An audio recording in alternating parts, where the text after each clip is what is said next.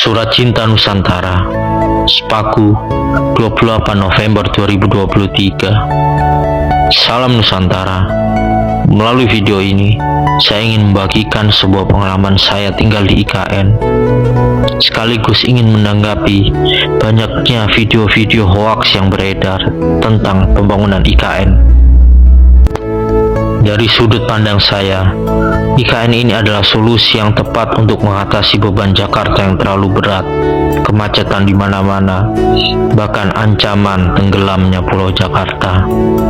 Tentu, biaya memperbaiki Jakarta akan sangat mahal daripada membangun ibu kota baru dari nol, karena biaya pembebasan lahan di Jakarta saja sudah selangit. Tentunya IKN akan menjadi pusat pemerintahan, sehingga Jakarta bisa fokus menjadi pusat ekonomi. Saat ini pula, saya sebagai warga Kalimantan merasakan bahwa pembangunan di Kalimantan belum sebanding dengan banyaknya sumber daya alam yang dikeruk untuk memenuhi kebutuhan nasional negara kita. Kalimantan Timur sendiri saja memiliki 46% cadangan batubara nasional. Ada minyak bumi, gas alam, emas, perkebunan kelapa sawit dan karet, serta sumber daya alam lainnya. IKN tentu menjadi salah satu harapan kami adanya pembangunan merata di seluruh Indonesia. Karena letak geografis IKN yang menjangkau daerah timur Indonesia yang kita tahu selama ini masih jauh tertinggal pembangunannya dibanding Pulau Sumatera dan Jawa yang lebih dekat dengan ibu kota Jakarta. Masih banyak anggapan bahwa IKN merusak hutan, padahal mayoritas lahan IKN seluas 256.000 hektar adalah hutan yang sudah tidak alami lagi, seperti hutan tanaman industri, eukaliptus dan akasia mangium yang ditebang dan ditanam setiap 6 tahun sekali. Dan juga banyak sekali perkebunan kelapa sawit dan karet di wilayah IKN. Dan banyak juga tambang batu bara, baik yang legal maupun ilegal.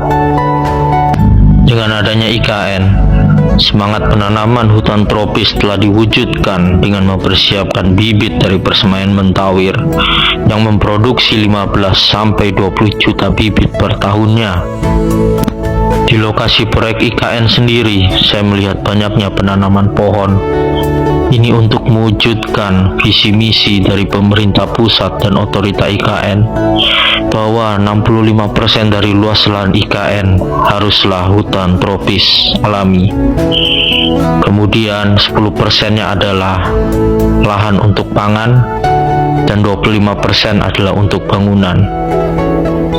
Pembangunan IKN baru bergerak secara masif awal 2023 ini sudah terlihat kemajuan pesat di lapangan.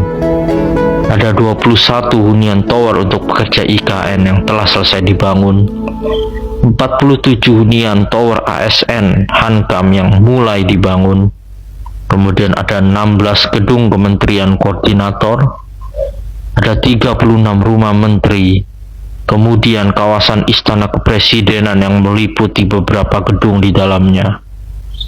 Bahkan bendungan Sepaku Semoy dan Intek Sepaku sudah disiapkan untuk memenuhi kebutuhan air baku di IKN. IKN akan menjadi kota yang penuh dengan perdamaian dan toleransi antar umat beragama dan berbagai macam suku bangsa. Hal ini bisa digambarkan dari desain pembangunan rumah ibadah 6 agama yang terletak berdampingan dalam satu kompleks di IKN. Pemerintah pusat dan otorita IKN juga banyak merangkul masyarakat lokal dan tokoh adat agar mereka bisa ikut andil dan jangan hanya menjadi penonton saja dalam pembangunan IKN. Banyak pelatihan dan fasilitas yang telah diberikan untuk kemajuan mereka. Pemerintah telah berupaya maksimal bahwa pembangunan IKN hanya memakai 20% dari APBN. Sisanya akan menggunakan skema KPBU, investasi swasta, BUMN serta BUMD. Tentu jumlah ini masih kalah jauh dibandingkan jumlah biaya untuk proyek strategis nasional di pulau lainnya. Di bulan September dan November, kita telah menyaksikan prosesi groundbreaking pembangunan di IKN oleh investor swasta. Pembangunan meliputi mall, apartemen, hotel, dan beberapa fasilitas lainnya seperti rumah sakit, sekolah. Itu adalah upaya agar pembangunan IKN tidak memberatkan APBN. Semua antusias dan menyambut baik pembangunan ibu kota Nusantara. Saat ini juga telah dilakukan pembangunan pembangkit listrik tenaga surya, dan di IKN nantinya akan banyak menggunakan kendaraan listrik dengan berbasis energi dari tenaga matahari. Tentunya IKN akan menjadi kota yang sangat ramah lingkungan dan bisa menjadi percontohan bagi kota-kota di Indonesia dan di dunia.